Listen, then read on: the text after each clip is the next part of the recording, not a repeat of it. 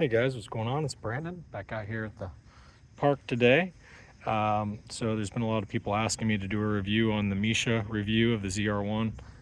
What it comes down to is I don't know if he's just trying to grow his General Motors viewer base, which could be it. I kind of understand that because he probably doesn't have a whole lot of General Motors viewers. He probably has a bunch of like VW, Volkswagen, Porsche, Audi, BMW, Mercedes, those kind of viewers. So he probably just doesn't have a whole lot of Chevrolet viewers. So I think he might just be erring on the side of telling people what they want to hear, because I find it really hard to believe that he doesn't understand that the EDIF C8 cars, when you touch the curbs, they spin.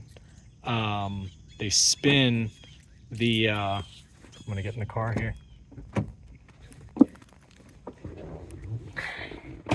They spin the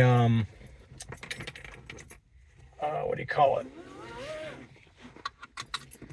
The EDIF program causes the cars to spin. You guys saw it happen with Jesse, the guy with the red Z06,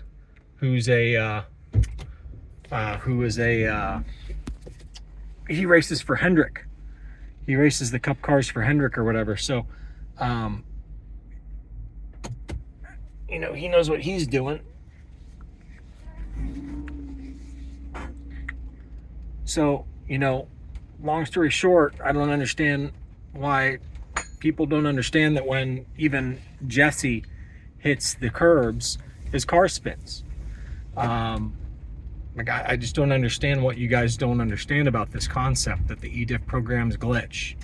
So the GM engineers knew what they were doing by staying away from the curbs as much as possible. The only time they go up on a curb is when they were like crossing a curb, like when the curb stuck out, but they'll never run at an parallel where you just have a wheel riding down the curb. They'll never do that. They know better because they know that the car can glitch.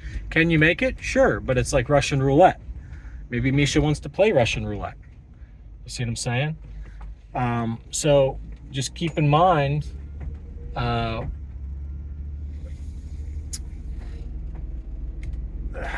Misha keeps talking about these great lap times everybody's supposed to be setting. Why doesn't Misha set a great lap time in the Z06? There's been two back-to-back people who are very skilled drivers, one who knows the car very well and another one who knows the track very well, who ran a 710 and a 711. 711 was what's his face? Aaron Link, and 710 was Sport Auto. So Misha's saying that it should be 10 seconds better. Everybody's saying it should be 10 seconds better. Then why is it that two completely uncorrelated people who both either know the car well or know the track very well are within a second of each other? So it's all fairy tale nonsense. These guys who are saying that the car should run better times, they don't understand the EDIF is locking. They don't understand that the throttle is limited by when the car's at 1.2 lateral G, the car limits itself.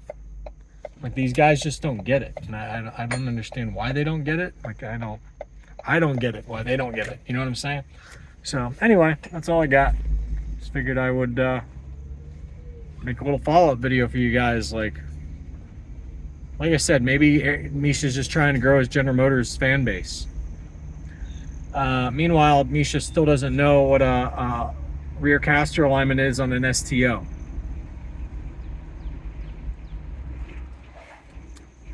I encourage somebody to give Misha a fucked up rear caster alignment Z06 or ZR1 and see if he doesn't change his tune on the car then. He's too stupid to fix them. He's too stupid to fix them.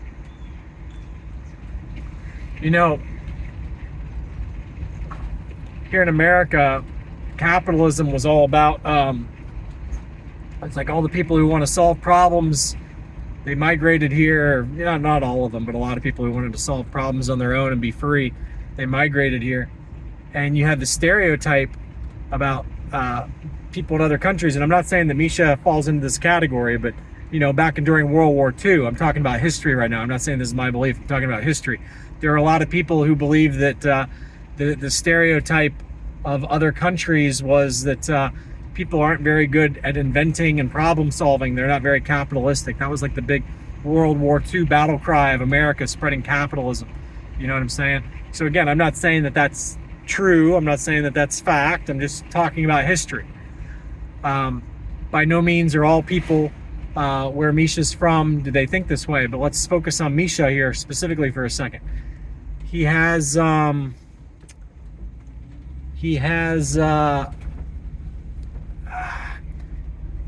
okay, so the problem solving process, I remember learning about this when I was in grade school. They say step one of the problem solving process is identify the problem. And I'm like, that's so stupid. Why is that even one of the steps? Everybody can identify the problem. Let's get into it. But as I've gotten older, I realized that 99% of the population can't even identify the problem. If you ask 99% of car guys why the C8s haven't set good lap times yet at the ring, like really outstanding lap times for what they are as far as horsepower is concerned, none of them know that the eDiff program is part of it. None of them know that brake glitches and eDiff glitches are part of it. They don't even know that it's part of it.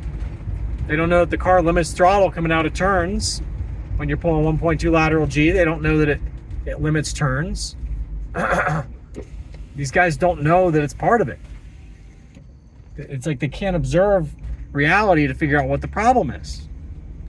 Misha falls into that category. He, the individual, definitely falls into the category. So, anyway,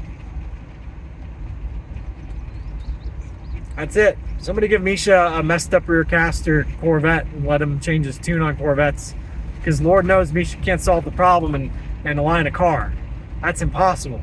It's just, oh, it's a bad car, throw it out the window. The STO is a bad car, throw the STO out the window. See ya.